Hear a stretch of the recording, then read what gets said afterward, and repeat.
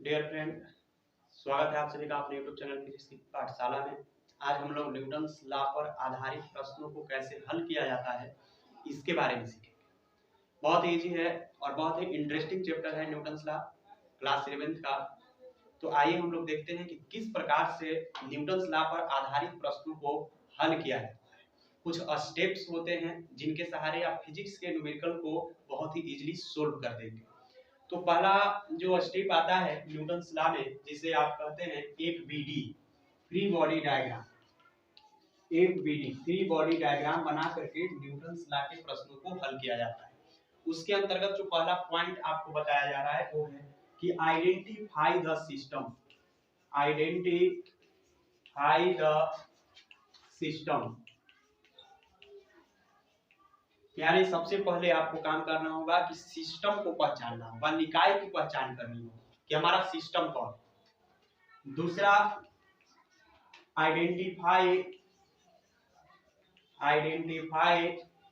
The frame of reference.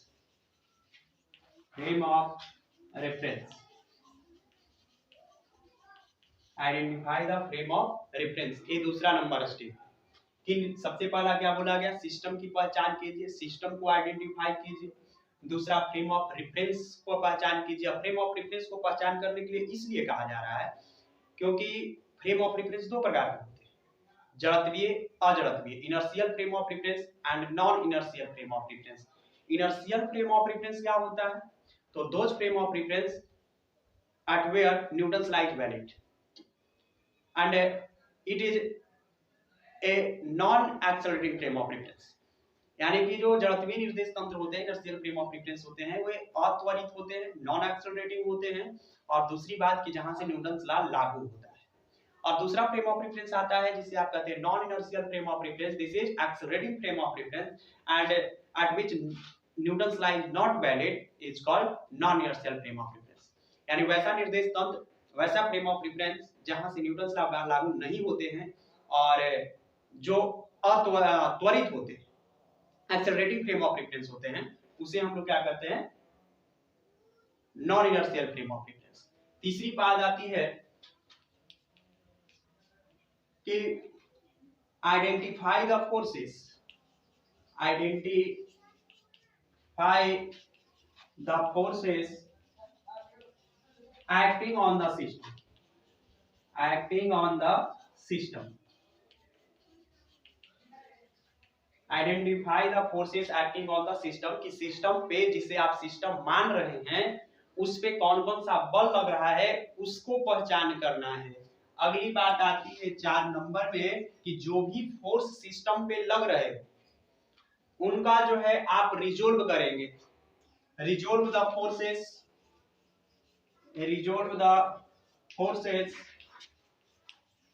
acting on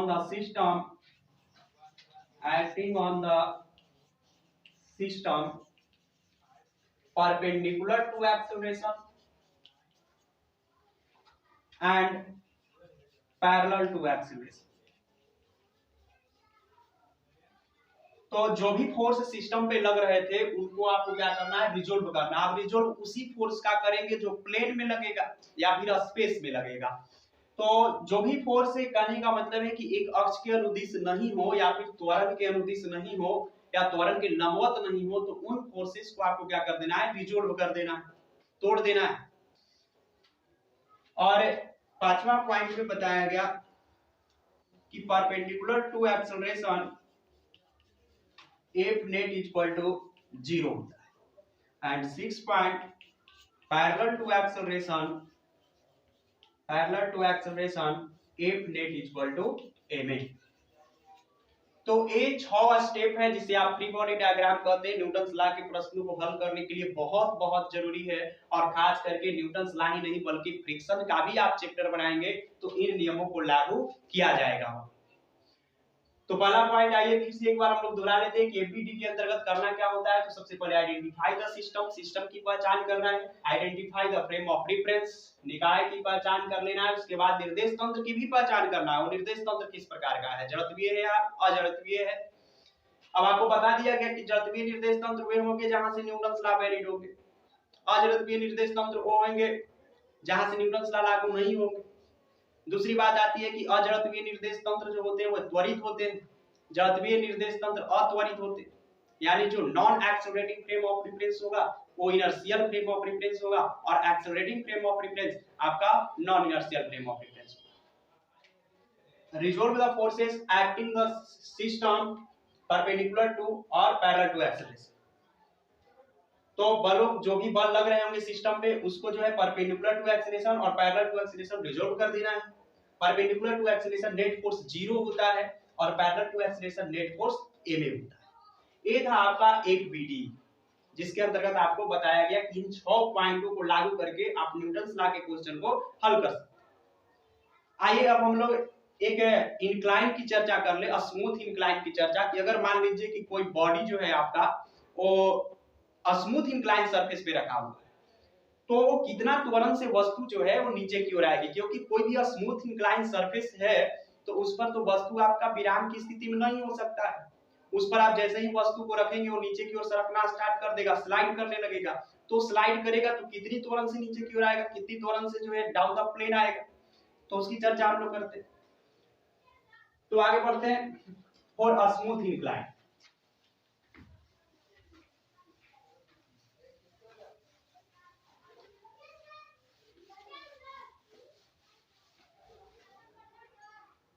For a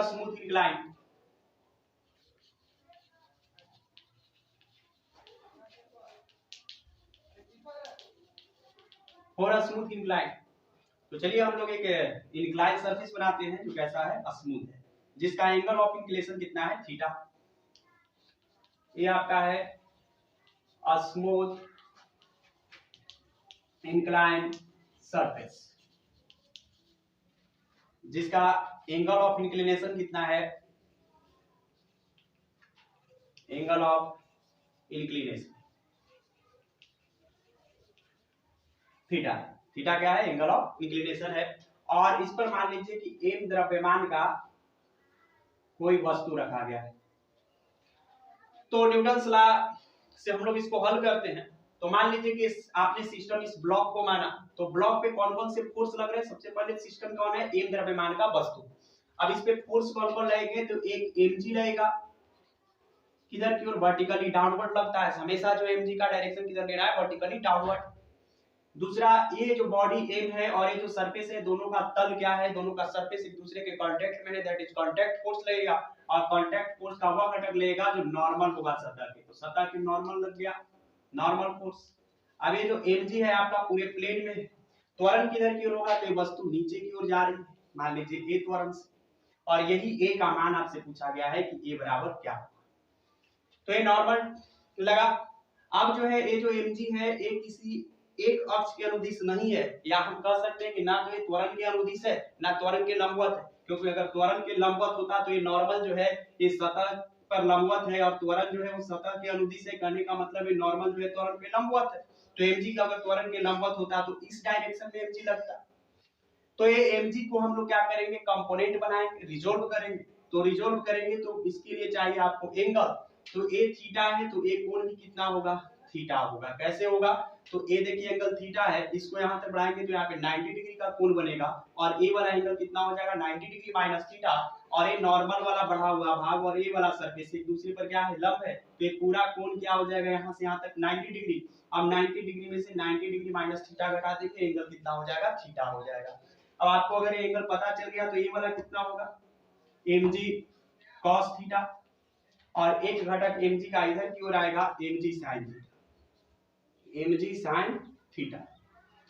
अब ये mg sin theta की वजह से ब्लॉक किधर की ओर जा रहा है, क्योंकि नॉर्मल जो mg cos थीटा को बैलेंस कर दिया। हम लोग जानते हैं इक्वेशन लिखेंगे परपेंडिकुलर टू एक्सेलरेशन, तो perpendicular to acceleration net force क्या होता है, 0।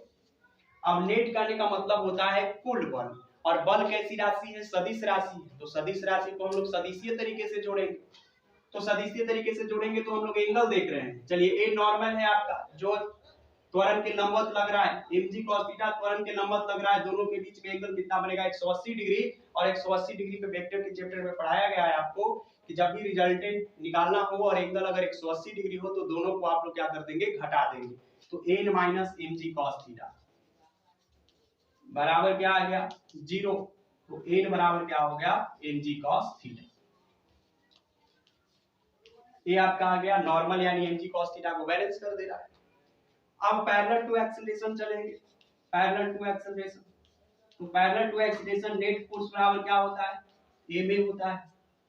तो नेट फोर्स बराबर a में। अब नेट फोर्स फिर उसी तरह से देखिए पैरेलल टू एक्सीलरेशन क्या लग रहा है mg sin थीटा, और इसी mg sin थीटा की वजह से आपका ये ब्लॉक जो है वो डाउन द प्लेन चल रहा है। तो नेट फोर्स और कोई लग नहीं रहा है, त्वरण के अनुदिश जो है सिर्फ एक ही फोर्स लग रहा है mg sin थीटा। तो F नेट बराबर mg sin थीटा बराबर a में, तो m सेम कैंसिल हो गया, ये बराबर आ गया g sin थीटा। यानी कि अगर कोई वस्तु आपका स्मूथ इंक्लाइन सरफेस पे रखा हुआ है जिसका एंगल ऑफ इंक्लिनेशन थीटा है, तो वस्तु डाउन द प्लेन आएगा with acceleration is equal to g sin theta. तो उम्मीद करते हैं आप लोग को यहां तक समझ में आ गया होगा।